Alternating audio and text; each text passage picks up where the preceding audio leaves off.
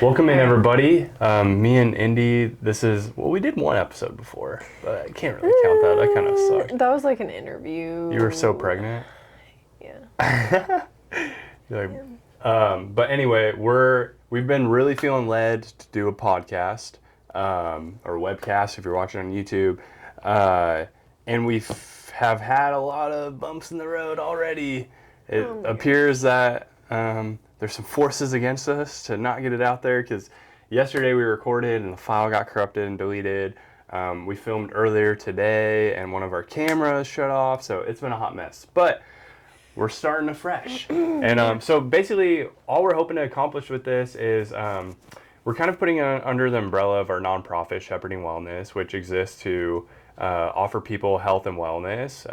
It's free and it's donation based, and so we're kind of just hoping to bring this underneath the umbrella of that and really just talk about all things health, from spiritual, physical, mental, emotional, and just kind of talk about some of our past experiences and how we're walking it out now. If you don't know us, if you're joining and don't know us, happen to stumble across us on YouTube, I feel like most people watching probably know us to some extent, family, friends. Yeah. Aloha to all you, but everybody who doesn't know, I am Brennan, this is Indi. We've been married for going on 13 years. I was active duty for 12 years in the Coast Guard. We now live in on Oahu, Hawaii, and we have 3 daughters. They're all sleeping now, and we're filming this, and we just really try to embody everything the way of Jesus, really, just following the way, discipling under him, and kind of living that out to the fullest, which brings me to what this episode will be about. We're hoping to talk about control. And how control, us taking control of our lives, of our finances, of our outcomes, of our futures, of our children, how that can really kind of limit us in our capacity to live into the fullness of our divine calling. Also, got to give shout out to Dr. Stinton, because I am double dipping here and I'm using this as my ministry project for one of my classes, and the class is Gospel and Acts. So we're going to be working a lot of Jesus into the topic today, which is always a good way to start anyway. Yeah. And shout out to Jess, I don't even want to say nanny, our like amazing godmother that gets to live with us and pour love into our children. She took care of the kids for us to film our last one that got deleted. And then we're like, okay, like she's just been such a help, and then taking over at the most random times. I'm so thankful for you, Jess. You're seeing the edited, 50 minutes or however long we go, but there's like 6 hours in the making of this. Not to mention all the work Indi's been putting in the studio. We'll have to give you guys a glimpse into that at some point. Yeah. But today we're going to talk about control, and I wanted to just start it out with really what Jesus teaches about control. We see it in a few of his teachings when he was speaking with Nicodemus, and Nicodemus was just really having like a hard time wrapping his mind around what Jesus was. You know, he acknowledged that he was a great teacher, but he didn't understand that he was the Son of God. And so Jesus is trying to explain to him, like, hey, anybody who wants to get to the Father has to come through me. And through this conversation that Nicodemus and Jesus are having, Jesus eventually says, to live by the Spirit is like the wind. You hear the noise, you hear where it comes from, you hear where it's going, but you don't really know what it's going to do. You know what I mean? And that's what living by the Spirit is. You never know where you're going to end up. When you submit yourself fully to God, you're just going to be all over the place. And I think if anyone's followed along with our journey, it definitely has represented that a lot, of just like being all over the place, because it really has. And we've really tried to submit every area of our life. Obviously, some areas are way harder than others, and some come with a lot of trial and error. Some take years. Some are kind of easily submitted. And so I wanted to hop right into like some problematic areas. I think men and women kind of have different areas that they kind of struggle with submitting. Yeah. I know that I can spot what the women's are, but you can kind of speak to that, and I can speak to the men's. What do you want to go first, or you want me to go first? Yeah, I mean, I'll share. Yeah. So I would say perception.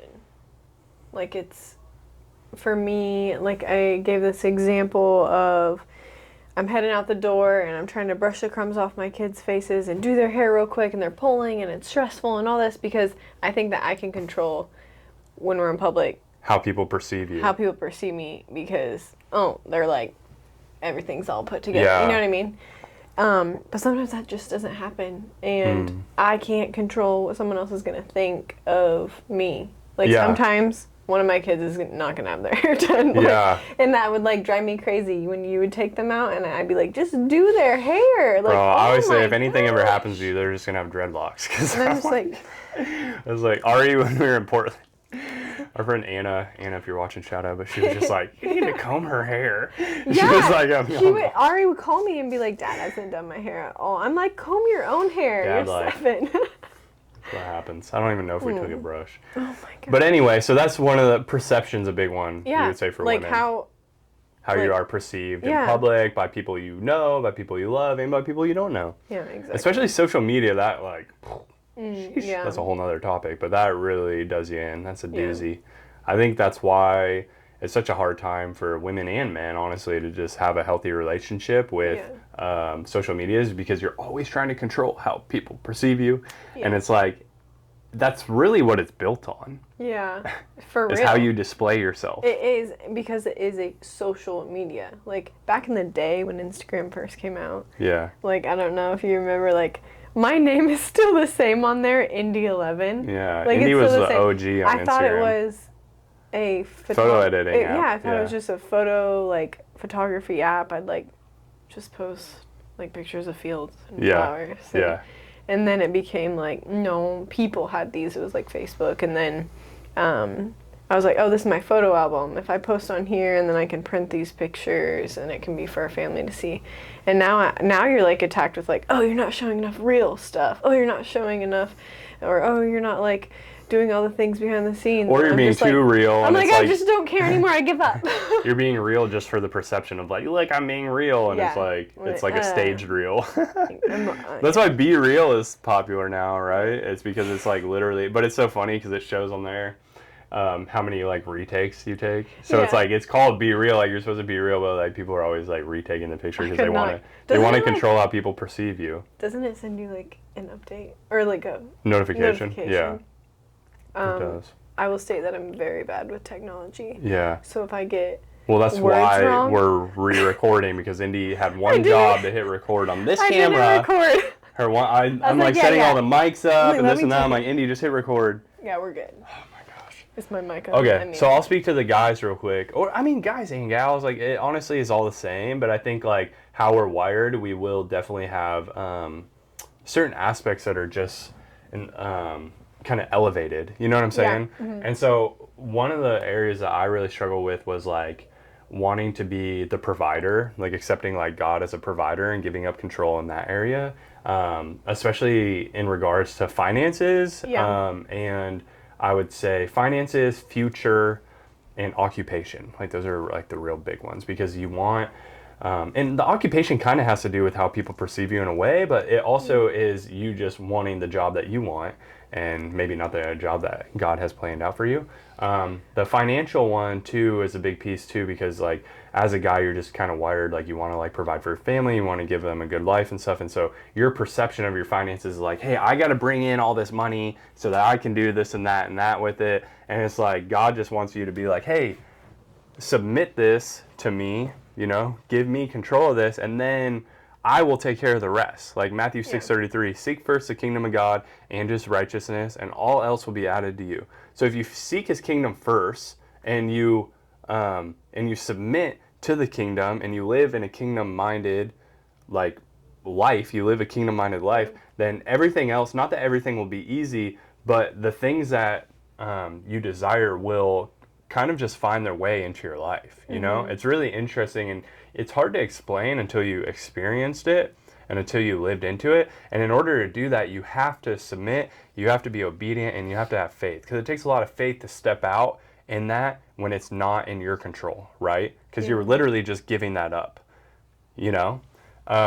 So I don't know, does that strike anything with you? Like specifically the faith piece? To what? The faith piece? Yeah, I mean, ultimately when we have our eyes set on him, all else like falls into place. But as far as like, what do you mean by the faith piece? Like having faith Yeah. with submission? Mm-hmm. Yeah, I mean, well, the opposite of control is surrendering. Right. So when we surrender our lives to him and we don't really have a view of what's going to happen next, it causes anxiety. Like for me, I get anxiety of, like when we first met, I was the planner. I had like my ducks in a row. I'd have to have the dishes washed like before I could even go to bed. And you would be like, no, just spend time with me. Yeah. Dishes will be there tomorrow. I'm like, okay, yeah, I like this mindset. And I flipped. Like I just dramatically flip-flopped. And then you became the planner and I was like, this is nuts. How do we flip-flop? We like truly became one. We're like balancing each other out. And so like my inner being is, okay, I need to know like what my life is going to look like. Mm-hmm. Like I want to know what's next. Yeah. I want to be able to answer the questions that people ask me. Right. Like, do we want to be here in Hawaii forever? Well, yeah. Who wouldn't want to be in Hawaii? You know what I mean? Yeah. But I can't answer that. I truly can't answer that. Like, it makes conversations easy. Not for me. I'm like, I'm just like, anytime. I want to know. I want to have a plan and be like, here's Oh my my plan. Would you like to look over? When people ask me how long we're gonna be in Hawaii, I'm like, it's up to God. And it sounds like so cliche like, and stuff. I would love to be here, but yeah, I would leave in a minute's notice if God's like, no, you need to go here. Yeah. And when I say like here, I mean like to the places we don't want to go. Yeah. And like we'll sacrifice that. Right. And I think once you experience what it's like to live in the kingdom, because people, just a common misconception, and Mike Todd just did like a really good series on, he called it Kingdom, like D-U-M-B, and he's talking about how Christians are kingdom. Like they don't understand what the kingdom actually is, what the upside down kingdom is, what Jesus was inviting us in to live into. And unless you have experienced it, you can't really understand like why you would want it, because the worldly desires, they seem so fulfilling, right? But you can go to the extremities of like drug use or lust or whatever it may be, or gorging in in acquiring assets and everything that you want. Yeah. But it always ends in emptiness, right? But then when you like submit yourself to God's will and you start like living in this like kingdom minded world, things just like it just like fills your tank, and then you're able to operate out of overflow, and you can't really even comprehend it until you're like experienced it, wouldn't you say? Yeah, because I would like talk like this for a while, but then I didn't start experiencing it until like we would do the things, like we would be obedient to God and like move when he told us to move and do all these things, but I didn't start experiencing like the joy that outflowed from me until like this past year. Yeah. Because I would just be so stressed out in the unknown. And I just want to know. I'm like, God, just show me. And it's like, no, what? Like that's foolish. It's just, I need to be okay with the now in this moment and be able to radiate that love. Like even with Bible time, like I love getting along like Bible time in the morning and just my alone time with God. But I couldn't, after I had kids, I couldn't get that long, like, set time. I would get up so early and I'd, like, tiptoe and baby would wake up 4 o'clock. Like, I'd be like, what is this? Like, people are saying just get up early, and I'd feel convicted and I'd get up super early and, like, never. I'm like, okay, let me get this in between, trying to figure it out. And then I'm like, God was like, no, like, bring them into it. Bring them into your time with me because you're discipling them right now. Right. So it was, okay, I get up with them. I am joyful for my life. And then I am speaking his love upon them. Even like we'll have a crazy morning where it's like, I don't know what to make for breakfast and all this stuff. And like, the kids are like fighting and that kind of thing. And then I'm like, all right, let's sit down. They like know, like they know what's next. Like we're all going to sit down around the table and then we're going to like either recite our Bible verses or we're going to go through and start talking deep, and we sometimes we'll like act out Bible stories. Right. But like they know that time. And it's like they all sit down like, yay, like they're excited. And even for a while I'd be doing that. I'm like, okay, when can I get my time in? When Yeah. can I get my time? But it was like, it's our time. Right. You know, once you like start having kids, Yeah. it's like, it's our time. And then when they get older, like, you know, that time's going to come back. It's just a season, Yeah. you know? It's a season. And it's kind of surrendering that season. Like, we'll keep coming back to that word surrender, because that's the only way you can defeat anxiety, you know, is really just like surrendering that, because you're going to keep being confronted with those negative emotions if you're always like wanting, like, oh, I just want it to be like this right now. I just want to be in this season, or I just want this season to be over. And it's like, you gotta submit even like that. hustling through the day so that you can wind down at night, like without any interruptions and quiet. Like I thrive off of quiet. Like, but to get out of the preachy mode for a second, I'll bring up one that I'm even like currently kind of struggling with. I've been having a hard time because I've really had to step to another level of submitting finances and the things that I want, because I like entrepreneurship. Like, I like grinding and working hard and building a business and all these things. Well, when God called me to do shepherding wellness, and I really had to like just submit everything, because I no longer could rely on myself to bring in money, and I had to rely on donations. But what's funny about a nonprofit is I don't want to like put myself on salary, because then that brings eyes to it. And so until it grows a little bit, I'm not like touching the pot. And so like literally, you've seen it, because it feels like I just have ADD, like where every month I'll be like, I'll have some business idea and I'll be like, oh, I'm going to do this. And so the one that I'm doing right now, I came up with this idea. I'm going to do this course called Transformed by the Renewing. And I wanted to offer it to people, and I wanted to charge. And it was like, okay, here's a way that I can make an income. And then slowly but surely, God's just been being like, you're not going to charge for that. You're going to do it for free. And it's going to fall under the umbrella of shepherding wellness. I'm like, God, I got to make money. Like, we live in Hawaii. This doesn't even make sense. Yeah. But he's taking care of us. Like, he literally has taken care of us. And anyone watching this, like, we can, like, honestly, like, the only reason we're here, because people are just blown away. They're like, what are you guys doing there? Like, our landlords are super gracious, hook us up with rent. We have Daniel and Lucy, great friends of ours, who literally gave us a car. Gave us their car. Goodness, it's just crazy. It's just crazy how God has blessed us. And I'm not saying it to, like, toot our horn, like, look at us, we've submitted everything, so God's, like, blessing us. And no, it's like, it's literally hard. Like, it's like, sometimes it feels like walking through quicksand, you know, like you're just like trying to stay afloat, and the journey isn't easy, and every day is a battle to wake up and be like, oh, our account is getting low, I need to do something about it, and just having to surrender that. It's like, it's just another level. But I think it's just adopting that mindset that, like, this is God's economy. Like, my mentor, Pastor Palampo, he always talks about God's economy, and how God's economy doesn't make sense to our human minds. You know what I mean? Because he owns money. Like, he owns that, and he can do with it whatever he wants. Like, if he wants somebody to have $1 million, he can whisper in somebody's ear and they'll go give him $1 million. And so it's like, it's not about being rich, it's not about being poor, it's about knowing it's not ours.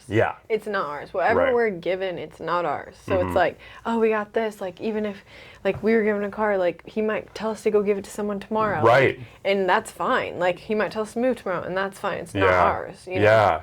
Surrendering that. You say all this, and it's like, it's hard. It's hard when you walk through that, when you wake up and you're like, crap, how are we going to pay these bills? But think of how much harder it used to be. Like, I haven't thought about this in a long time, how much we used to argue about finances.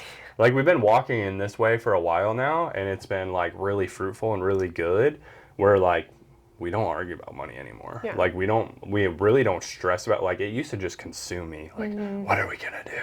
Because we've gone through some hard times. Like, we've gone through some hard times. I mean, I recall times where we couldn't even afford to fill up our gas tank to heat the house. In North Carolina, I'm on, like, E3 pay. We got RE, like, and things were just not lining up, you know? And I think throughout our history, God has used little moments of testing us to get us used to living in that way. I remember the government shutdown was a big one for us, because during the government shutdown, if anyone doesn't know, what happened was the Coast Guard is under the Department of Homeland Security, and they didn't pass a bill for the Department of Homeland Security to get paid again, or to renew I don't know, renew their contract or something Yeah. with the government, however that stuff works. But anyway, there was like a 2 or 3 month period where we didn't get paid. And there was people like freaking out in my unit, like literally like, what are we going to do, blah, blah, blah. And I think we had kind of stepped into that arena already where we kind of started to submit that because we had started, I think the first step was we started tithing back in like 2014 or so in Elizabeth City. Yeah. And then this is, I think the government shutdown happened in like 2018 or something.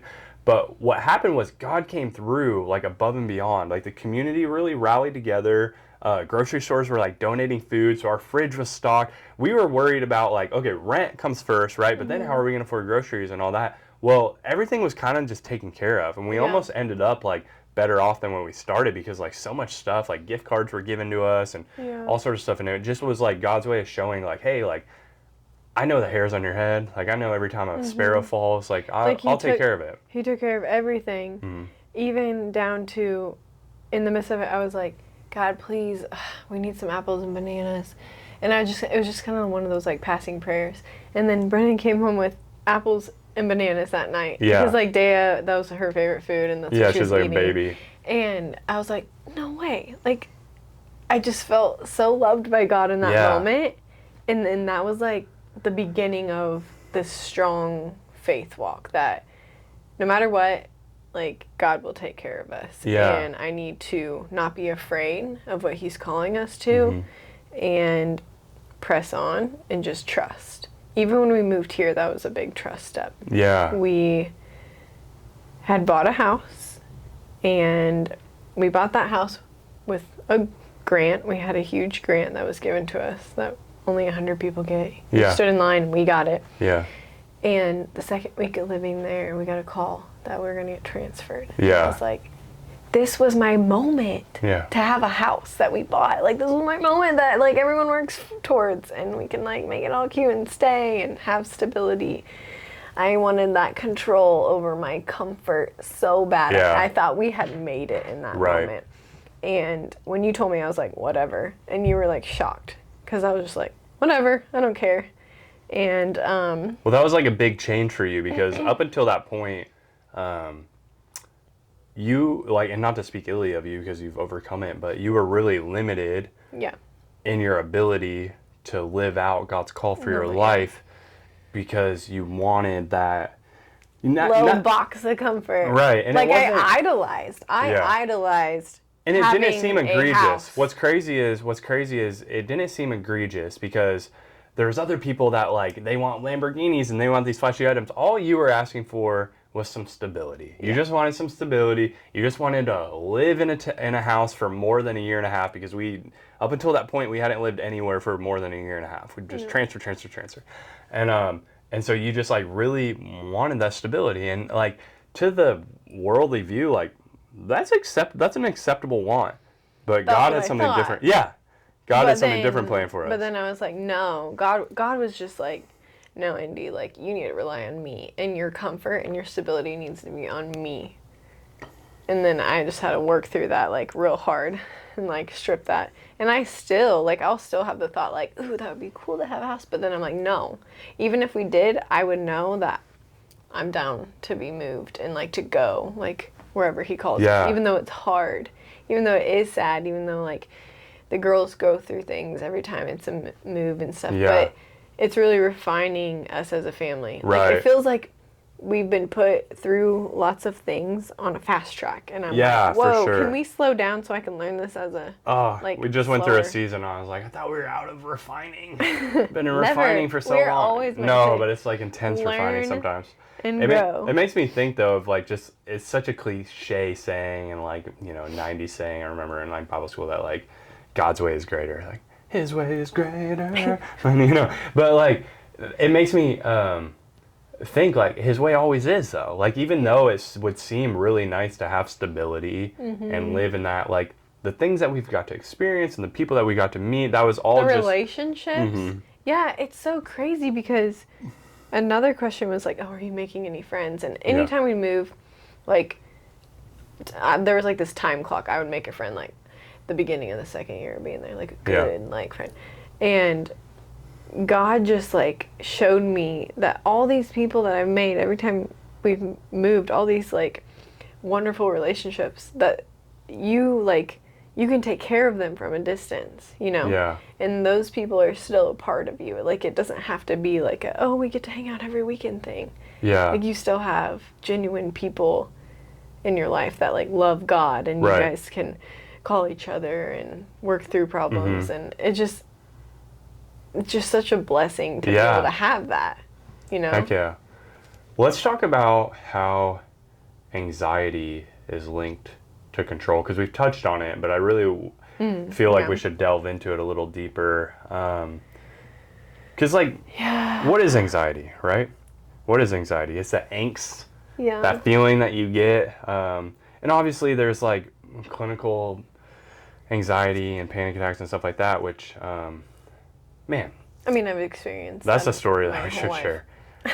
Before we get into it, this is what I'm going to share. I'm going to share, because I wanted to share a different story, but then this one just came to mind. So I'm just going to share a story about when I went to get on anti-anxiety. Yeah, just lay it all out there.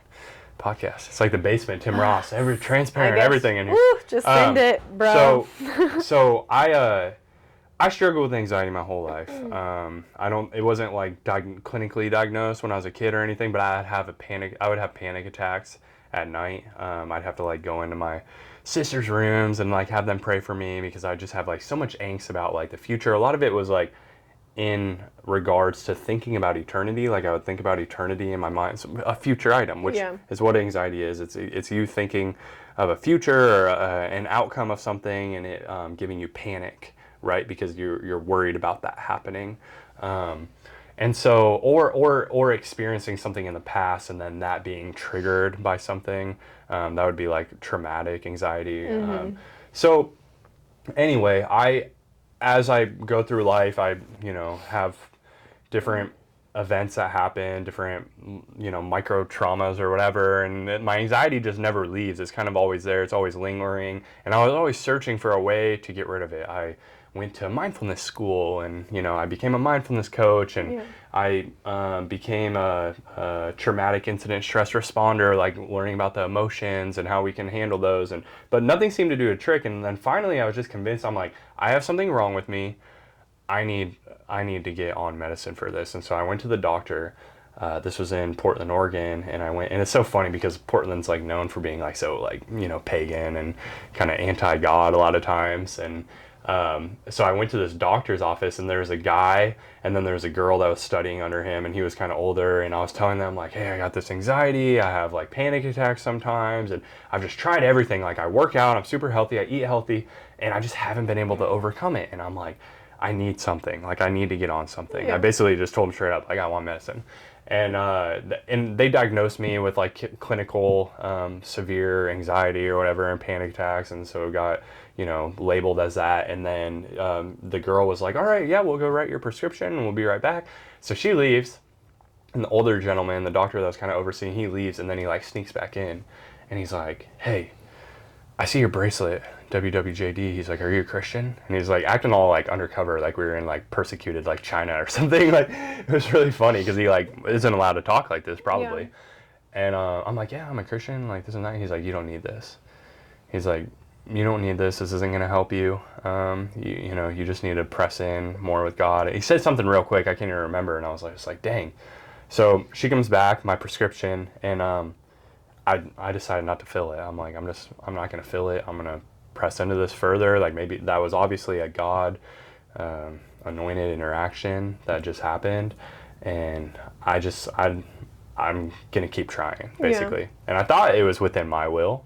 I thought that I could try harder and overcome it and do more and, maybe meditate more or like pray more or like do all these things. Have the practices, but then it still seeps in. Yeah, exactly.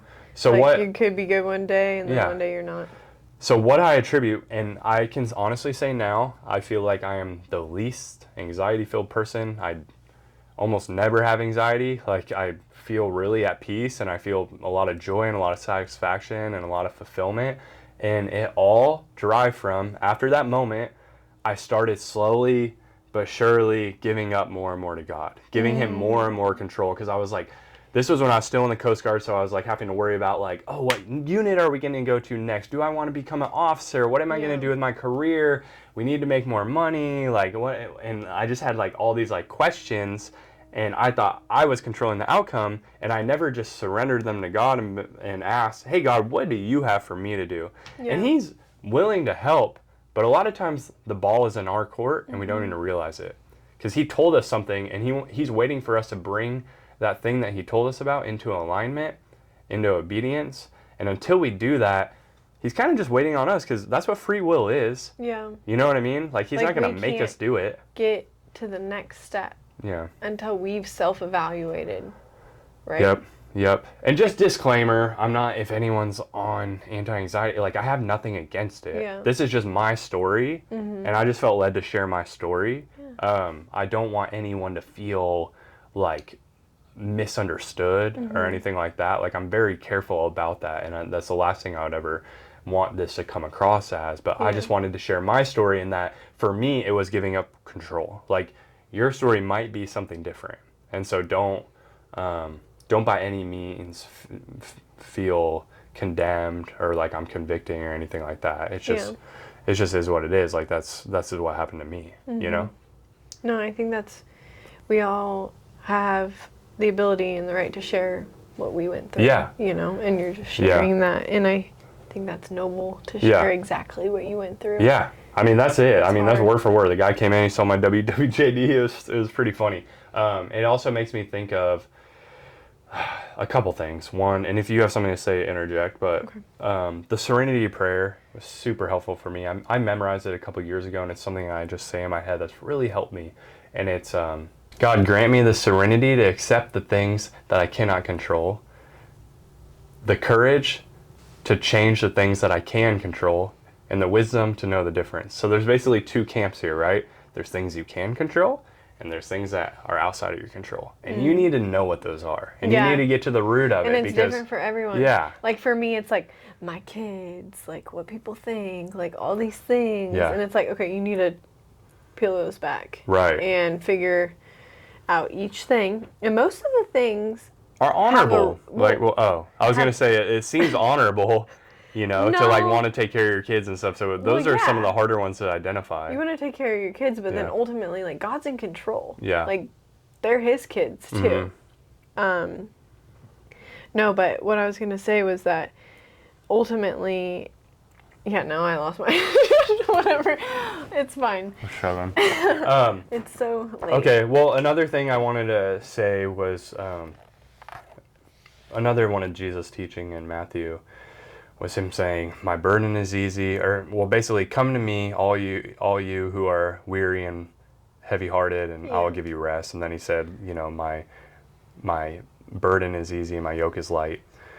The only way that is applicable, though, is if we are actually putting on His yoke and not our own. Because if we're just pulling our own yoke, we're just going to be dredging through. You know what I mean? And it's it's a lot of work to kind of pave our own way through this world. And I think a lot of just the hardships that people are going through nowadays are just like, a lot of them are derived, and this is going to it's going to be hard for, it's hard for me to hear. It's hard for you to hear. It's hard for people to hear this, but a lot of your struggles really just have to do with you thinking you can control the outcome when you really have no... You have the power to do it all. You have the power to control the outcome. Yeah. And you're not surrendering everything. And for me, like, it was hard to surrender my kids. I was reading all these, like, books on parenting and all this stuff, and Ari and Dea are night and day different. They do not, you can't parent them the same. Yeah. There's no way. Even like Keys, our youngest that we just had, she's a whole new breed. Oh my gosh. She is so spoiled. Yeah. Like, I have to hold her. Shout out to all the 90s parents that just freaking parented everybody the same. Yeah. Like, have 7 kids and just treat everybody the exact same. I don't know how. I'm like, okay. Thank you, like, personality tests and stuff for shedding light on all that. And so I was just, like, getting so overwhelmed with, like, okay, I got to do this with her, I got to do this with her, and, like, all these different things. And I thought it was all on me, and I had to control the outcome. I need to research more, I need to pray more, I need to speak these over my children. How much stress does that add to your life? Oh my gosh. That's like, a lot of every day I was like, I'm a bad mom. I'm a bad mom. Every day. Just because those things weren't working. It just like wasn't. Yeah. Like, ultimately, it's your kid's heart posture. Yeah. And it's not the behavior. Which a lot of that is derived from rest. You know what I mean? Like abiding in Christ and not trying to force your way. But we can talk about all these things that help with our family. But it's ultimately the only thing that changed my kids. Sorry, got it. Itch. Was the gospel. Yeah. The more we talked about Christ and the way he lived, the more Bible memory verses. Dude, it doesn't even make sense. They changed. I didn't have to do anything but read words and be like, do you know what that means? Like, then it all just started coming so much easier. It's like Matthew Why did I start 6:33 this from the beginning? is actually truth, you know? When Jesus said, and I think I already said it, but seek first the kingdom of God and his righteousness, and all else will be added to you. And it gets so misconstrued, that verse of like, oh, I'm going to get everything I want. And it's like, no, like once you like step in to this like kingdom way of living, like things just fall into alignment in a way. Like your kids start to do things that are right. Dude, but trying to figure it out all on your own, like mindfulness culture and stuff like that, it's freaking complicated. I mean, you journeyed that for a long time, like trying to. Yeah. Yeah. But I was thinking of it made me think of the did you have something to ask her? I was going to share the horse. Go ahead. That's a good story. Yeah, so it made me think of the Chinese proverb about the horse and the dad and the boy. I don't know what the name of it, but basically what happens is there's a father and a son who live in a little village, and they have a horse, and they rely on the horse for everything. It plows the fields and it does all the work for it, so they really need that horse. Anyway, the horse escapes one day, gets out, and all the villagers, all the gossipy people, like we all have those in our life, but they come around and they're like, oh man, your horse got out, like what are you gonna do? Like that's bad luck. And the farmer he's like real even keeled. He just says good, bad, indifferent, who knows? And just kind of goes about his day. Like it's nothing he can do about it, it's out of his control. Well, the horse comes back the next day and it brings with it another horse. So now he has two horses. And all the villagers come over like, oh man, look at that, your luck turned around, like that's amazing, you have another horse, blah blah. And he's like, good, bad, indifferent, who knows? You know, I'm just gonna go about my day. And so then the next day, the son hops on the new horse and tries to ride it. Well, the horse bucks him off and he breaks his arm. And all the villagers come over and they're like, what a bad luck, you know, your horse bucked your son off and now he has a broken arm, blah blah. And he's like, good, bad, indifferent, who knows? And so then a couple weeks pass, the son's got a broken arm.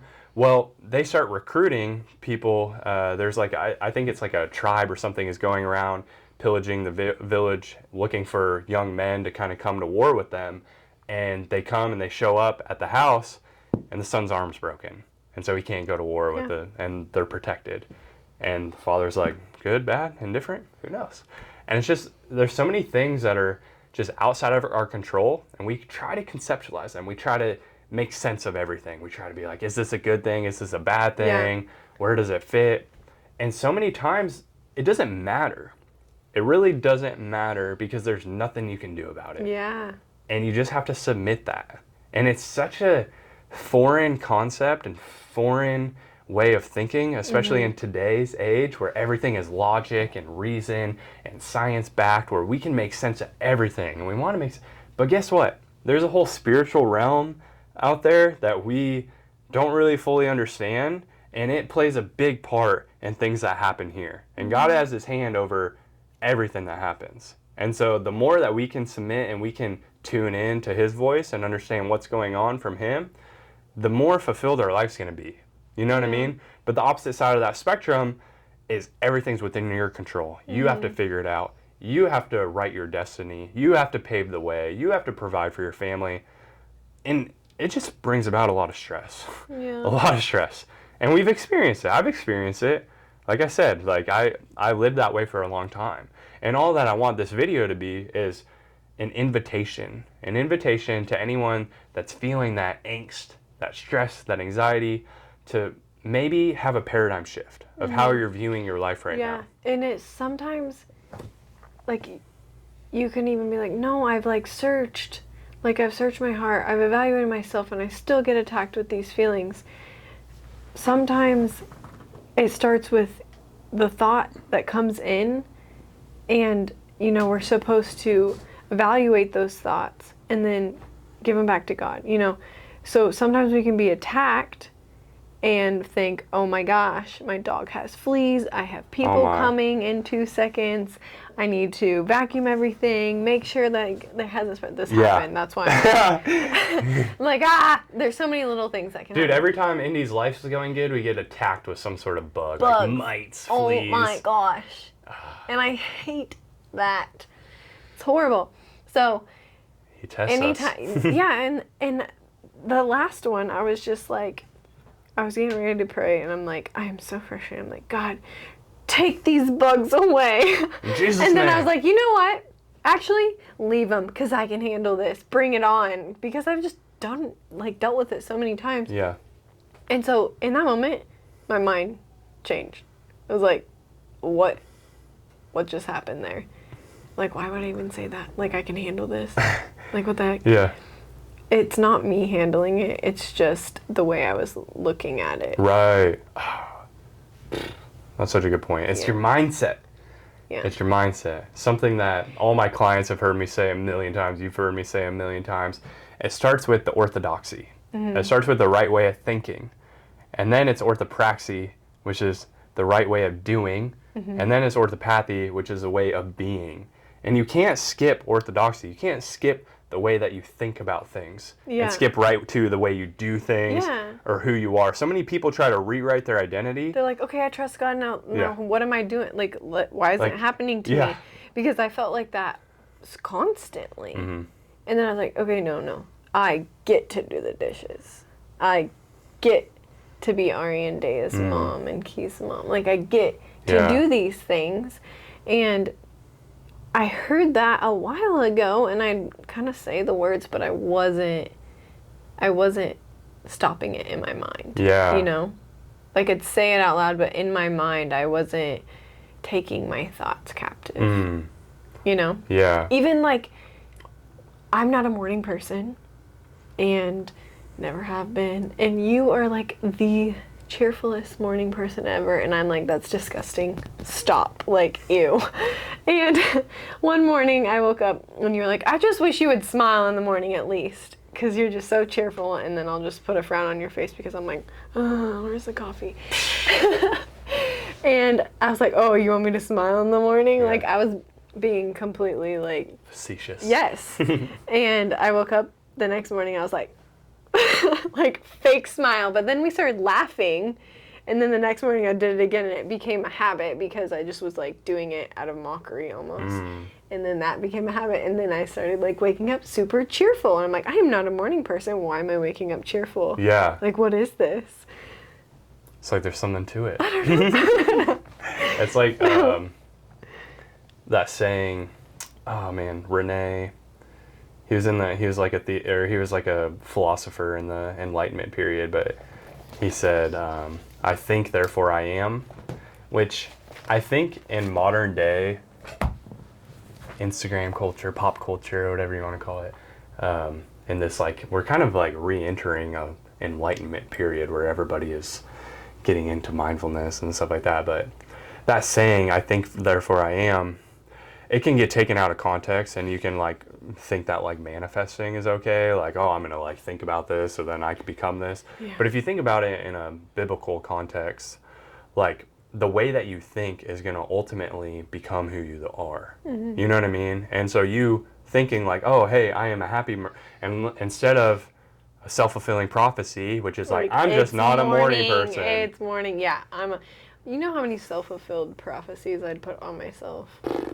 We could have a whole podcast about that. Let's do it. Yeah. I got called out when at my mindfulness school, because I went to this mindfulness school, and the professor was like, hey, we're going to all meet up, and we're going to drive to this location, but whatever, and we're going to go on, like, a mindfulness hike or a solitude hike or whatever. And I was like, I'm bad at directions. And he's like, you're what? And I'm like, I'm bad at directions. And he's like, that's a self-fulfilling prophecy. And that was the first time I was like, oh, dang. Like, I've been saying this about myself my whole life. And it's almost like I had kind of just accepted it. And then, therefore, it became who I was. And I'm just like a person that... Instead of, I'm going to try harder at directions, let me do it. Yeah. Right? Which has totally changed, like, the way we parent and that. But that's a separate tangent. We can talk about self-fulfilling prophecies another time. Getting back to control, let's wrap up here soon. Let's like leave people with a couple takeaways of maybe just like some practical, this is what's tough, right? Because we have a spiritual element here, but then we also have a practical where it's like there are things you can implement to gain, like to better surrender and give up control and limit anxiety and stress. But then there's also a spiritual element of like inviting God into it. And so that would be the part that's individualized for you as the listener. Like, hey, invite God into this area. Ask him, like, hey, what am I holding on to control too much? Is it my kids? Am I scared to lose my kids? And so that's affecting the way that I process life. Or is it my finances? Am I gripping on too tight to finances where it's getting in between me and my wife and living into my calling? A lot of times also it's just like, I think the big one is just like people's future. Like they want to map out like 5-year plans and 10-year goals and, 3-month, like, path to success and whatever. Everybody wants to like map things out. Like, this is the way you do that. Well, guess what? God gave you a unique voice. He has a divine purpose for you that's only for you. And the only way you're going to find that is being connected with him and listening to his voice. You're not going to find it from anybody's 1, 2, 3-step program, ABC, steps to success. You know what I mean? Like, you're going to miss the mark because, let me use a pen you've been throwing at me this whole time. This is the way I like to view it. So here's God's path for us, right? Like, maybe we're here, and then here's like kind of the end of the road. And we might get from A to B at some point, but us taking control and not submitting it, we're going to go over here. And then we're going to get distracted by this and go over here. And then we're going to go over here. And it's just going to be a lot harder. It's going to be a lot treacherous because out here, there's all sorts of thorns and all sorts of things going on. But if you just stay on his path, not that it's easier, but it's much more fulfilling. It's much more satisfying. You don't have that huge hole that you're going through life with. You know what I'm saying? And so that's like my encouragement is like, just understand, ultimately, like you can still live a successful life and God's still going to use you. But one of the stories I'll share that story that I shared last time. There's your pen back so you can flick it at me. Fiddle with it. One of the stories that impacted both of us was there's this story of a guy who gets to heaven and he meets Jesus, and obviously he's all stoked because he's like, oh, I'm with Jesus, like this is awesome. Jesus is kind of showing him around his house. There's all these different rooms and they're all amazing. They're having food in this room and coffee in this room or whatever. They pass by one of the rooms and Jesus kind of goes ahead real quick and like shuts the door. And the guy's like, what was in that room? Like, what was that? Like trying to see. And Jesus is like, oh, no, you don't need to see that room. Let's just keep going. He's like, no, really? Like, what was in that room? I caught a glimpse. There was a bunch of books. It looked cool. It looked like a library. I like libraries. Let's go in. And Jesus is like, all right, I guess I'll take you in there. So he takes him in and he's like, what are all these books? Like, there's books and they had his name written on them. And then his name was like crossed out and there was like other names written. And he's like, well, these are the plans that I had that I wanted you to fulfill and I wanted to do hand in hand with you, but you were doing things your own way, and so I had to give them to somebody else. Yeah. And it's like, dang, I don't want that to be me. Like, I don't want that to be me. I want to like submit everything and just live the way that he called me to live. Like, I don't want there to be books up there that he shepherding wellness, grow into this amazing thing with a facility, working with all these people. Like, God might have this amazing plans, but if I try to do it my way and I'm like, yeah, but I need to make money this month, so I'm going to do it this way. And then he's up there just like, you're just delaying it because you're wasting your time worrying about the things of this world when I have this amazing plan. Focusing. Right. Yeah. But it's hard because it takes daily intimacy. And that's something I've been encouraging everyone. How do you hear from God?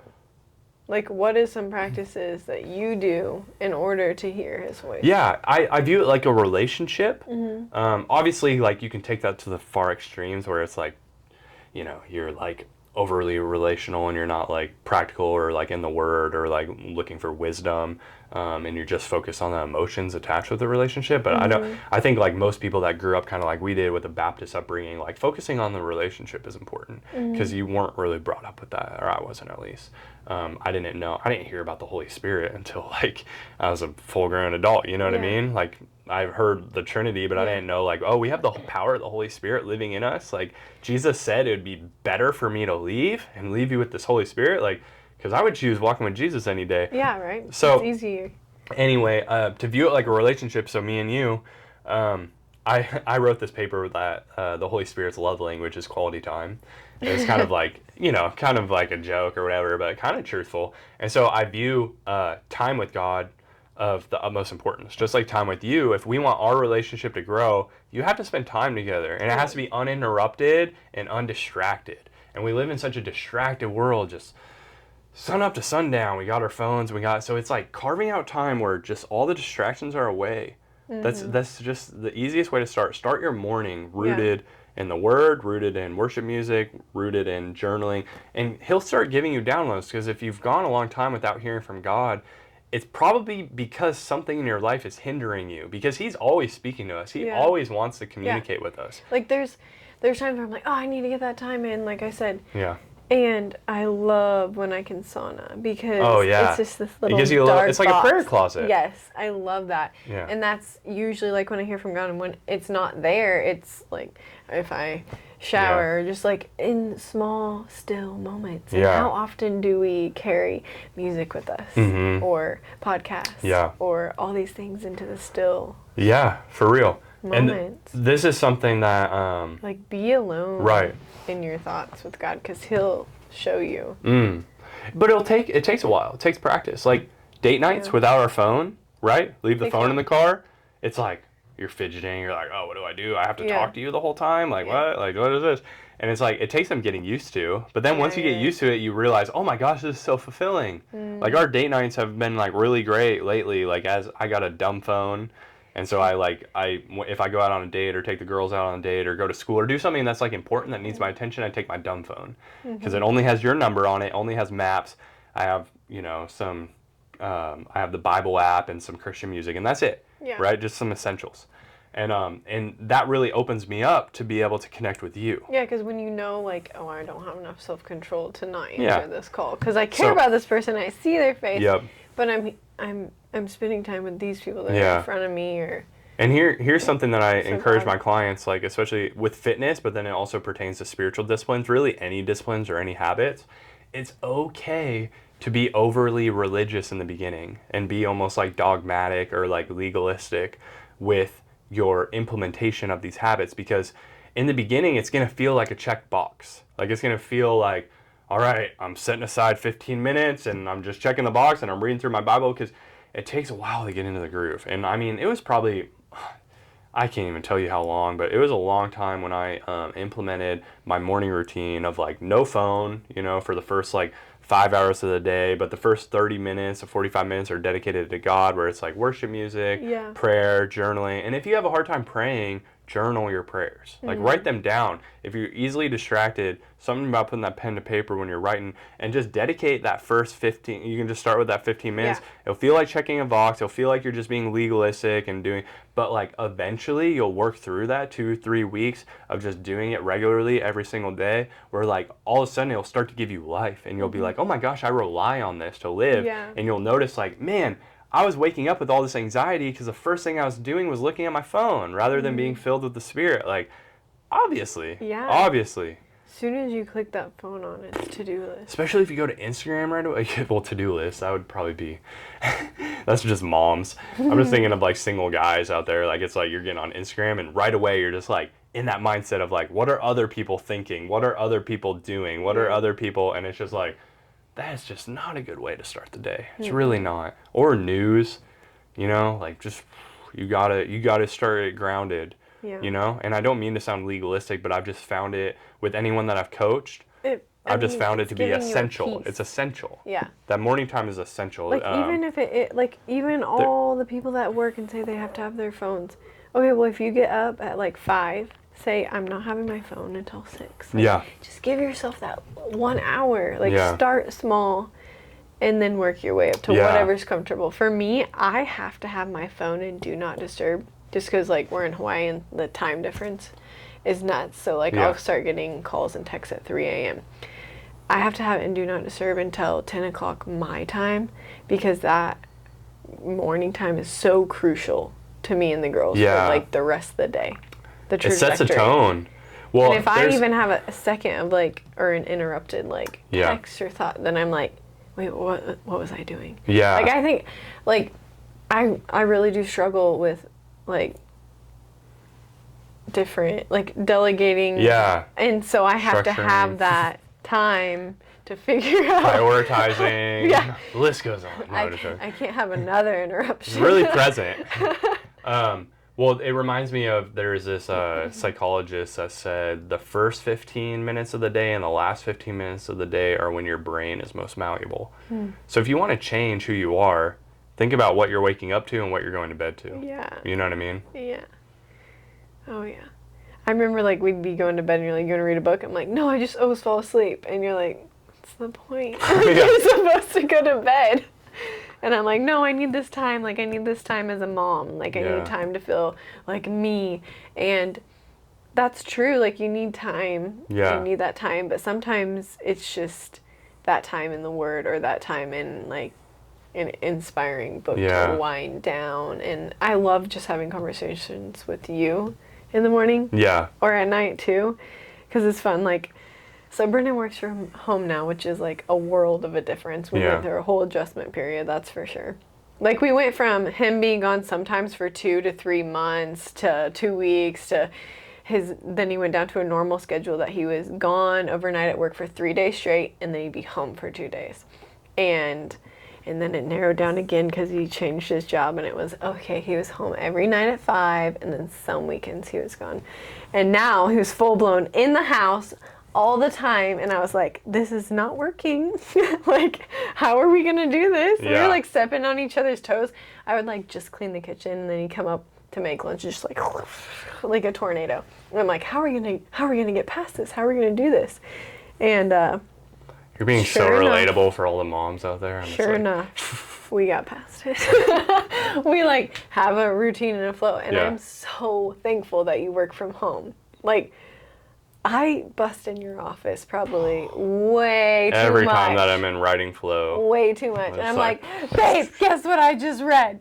Or babe, oh my gosh, Daya just said this. It's so funny because we were, for so long, like, I felt like I was alone and like the whole child raising thing. And then you're here and I'm like, hey.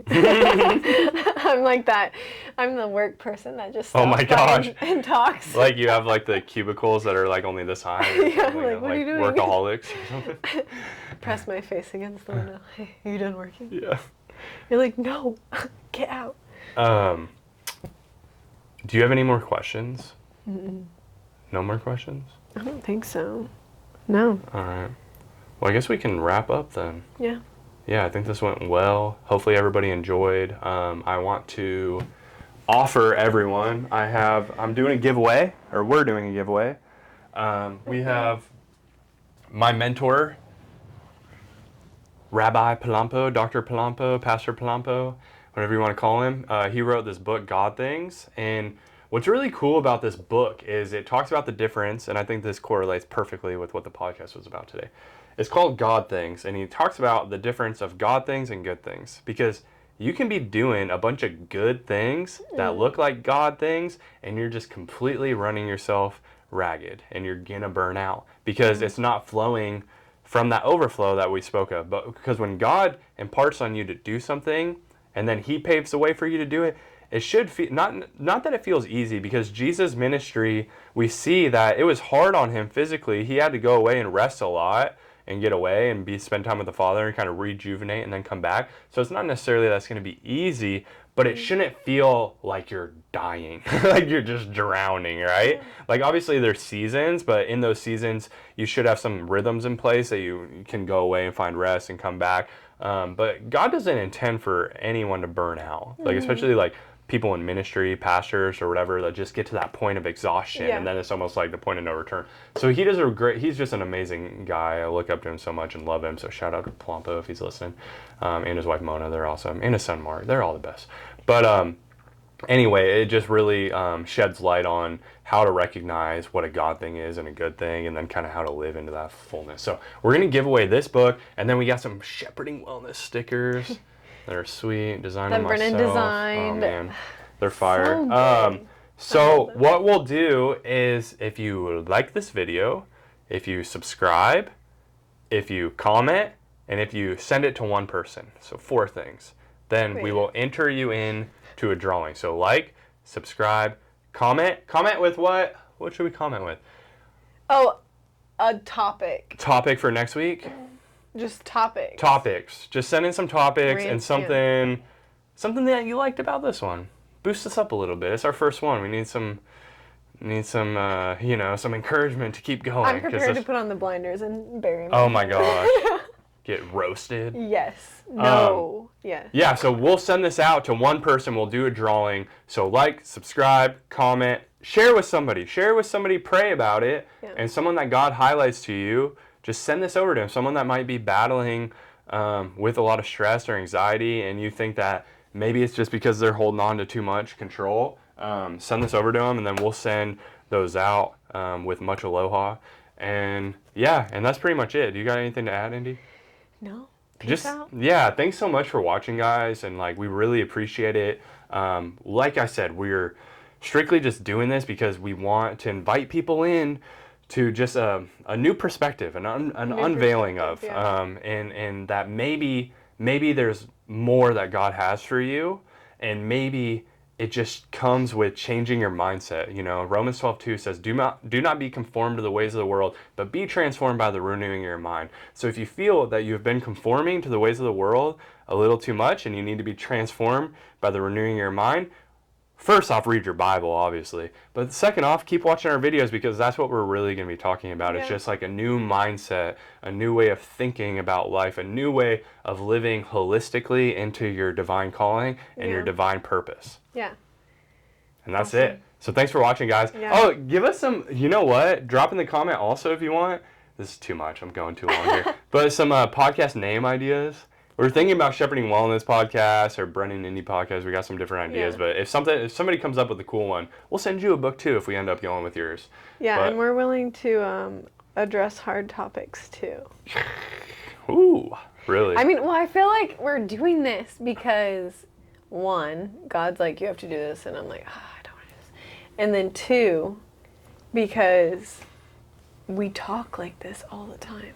I know. Like we have these conversations, and I like love it, and I'm like, man, I think that we're supposed to like be doing something with this. Yeah. Like how can we be selfish and just keep it all? We probably think it's really good, and then people are gonna listen. Probably like the worst. Bro, you guys like don't even know how to pronunciate words. Yeah, no, we're dumb.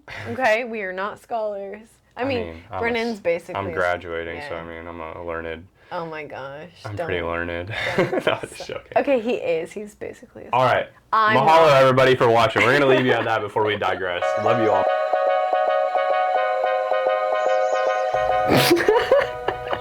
What is that pen? Isn't it fancy? Where did you pure get that? Gold. Where did you get that? It's not pure gold. Where did you get it? The gold store. I've never seen that before. Yeah. All right, let's get started. No.